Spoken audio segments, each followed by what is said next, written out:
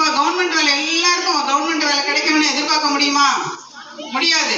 அதனால என்ன பண்ணணும், நம்ம தொழில் முனைவோரா உருவாகி தொழில் செய்யலாம். வேலை கிடைக்கிற வரைக்கும் என்ன பண்ணணும், தொழில் செய்யலாம்.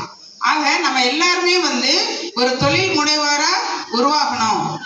ஆனால் வருங்காலத்துல எல்லாம் பார்த்தீங்கன்னா கட்டாயம் எந்த வேலைக்கு போகணும் அப்படின்னு சொன்னான்னா, வேலைக்கு போகணும்னா உள்ளூர்லயே எல்லாருமே வேலை கிடைச்சிரும்.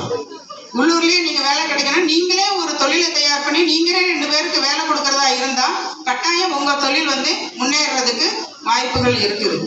இப்போ பாரதி ஃபவுண்டேஷன் சர்வீஸும் பண்ணிட்டு இருக்கிறோம். சாட்டையும் சொல்லியிருக்கிறேன், நிறைய சர்வீஸ் பண்ணிட்டு இருக்கிறோம். அந்த குழந்தைங்களுக்கு தேவையான பொருள்கள் எல்லாம் நம்ம வாங்கி கொடுக்குறோம்.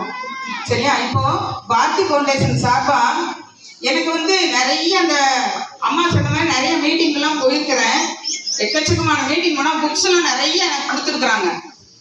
சைலேந்திர பாபு தெரியும்னு நினைக்கிறேன், ஐபிஎஸ்